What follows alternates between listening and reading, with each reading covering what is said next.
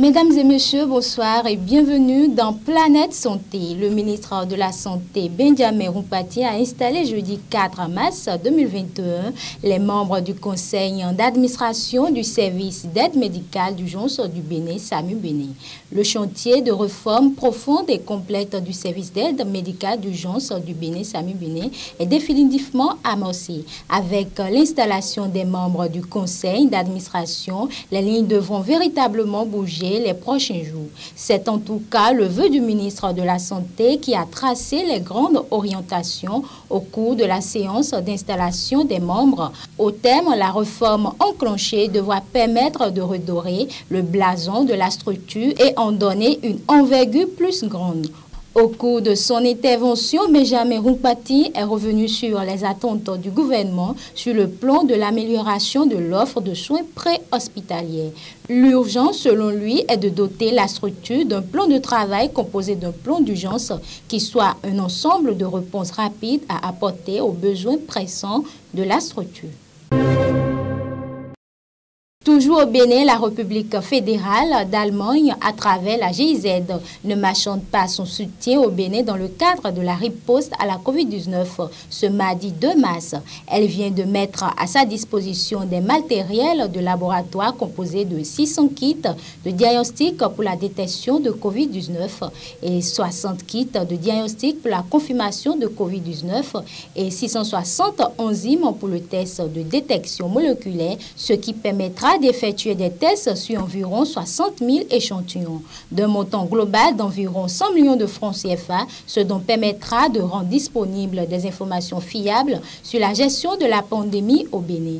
La remise des matériels soulage le Bénin. Je cite, « C'est un plaisir pour moi de réceptionner ce don de matériel en ce moment même où l'urgence de la réponse sanitaire engendrée par la Covid est devenue un défi majeur pour le système de santé du monde, y compris le nôtre. Votre appui de ce jour vient à point nommé et va fortement contribuer à la riposte au Bénin contre la deuxième vague de la pandémie qui se révèle encore plus virulente et qui nous oblige à renforcer nos moyens d'action dans tous les domaines de la riposte, notamment celui du laboratoire, a précisé Rumpati, le ministre de la Santé. Ensuite, les enquêtes menées par le Fonds des Nations Unies pour l'enfance UNICEF et l'Organisation mondiale de la santé OMS ont révélé d'importantes perturbations des services de santé essentiels dans plus des 2/3 du pays du monde en 2020. Jusqu'à 63% de baisse du suivi pré- et postnatal, une prise en charge des enfants malades et malnutris réduite de moitié, une explosion des violences faites aux femmes et aux filles que la Sud-Africaine Fonzile Mlambo Nkuga, directrice d'ONU Femmes, n'a pas hésité à qualifier de pandémie de l'ombre.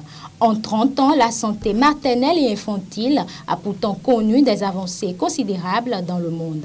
Le nombre de décès de mères d'enfants de moins de 5 ans est ainsi passé de 12,5 millions en 1990 à 5,2 millions en 2019, son niveau le plus bas. La pandémie a posé des problèmes de continuité pour la santé maternelle et infantile, notamment parce que les effectifs ont été réduits pour être protégés. Une des grandes leçons du Covid est qu'on ne peut pas construire de réponse efficace à une quelconque maladie sans un système de santé minimum. Résume le Béninois Roch Christian Johnson, médecin spécialiste en santé publique et conseiller auprès de la Fondation Raoul Folero installée au Togo. Et puis, d'une information à une autre en Afrique, on note la fuite des cerveaux dans le secteur de la santé. Ce phénomène pénalise surtout l'Égypte, le Nigeria, le Ghana et l'Afrique du Sud. Plus de 15 000 ont quitté leur pays selon la presse égyptienne, dont 8 600 entre les seuls mois de mars et mai 2020, selon Arab World News, après l'appel des États-Unis lancé aux médecins du monde entier à postuler pour des visas. Selon le ministère de la Santé, sur 213 000 médecins enregistrés, seulement 82 000 travailleraient dans le pays. Même scénario au Nigeria, où plus de la moitié des 72 000 docteurs enregistrés exercent en Grande-Bretagne, aux États-Unis, en Afrique du Sud et aux Émirats arabes unis. Une catastrophe pour la nation la plus peuplée d'Afrique qui ne compte que 35 000 médecins pour plus de 190 millions d'habitants, soit un médecin pour 5 000 habitants selon le ministre de la Santé. Au Ghana aussi, le pays ne comptait que 3 365 médecins en 2016, soit 1 pour 8 500 habitants. Un rapport de la fondation Mo Ibrahim paru en 2018 affirme que 13 584 médecins formés en Afrique travaillaient aux États-Unis en 2015, une hausse de 27% par rapport en 2005.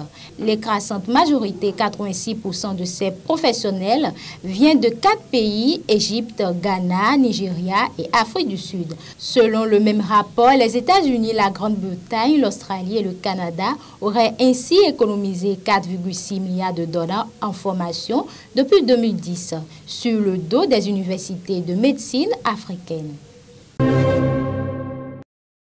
La journée mondiale contre l'obésité, un tiers des patients atteints d'obésité ont vécu des traumatismes sexuels. À l'occasion de la journée mondiale contre l'obésité, ce jeudi 5 mars, la psychanalyste Catherine Granga, spécialisée dans l'accompagnement des personnes en surpoids, met le doigt sur un tabou, les traumatismes sexuels dont sont victimes les personnes en problème de surpoids.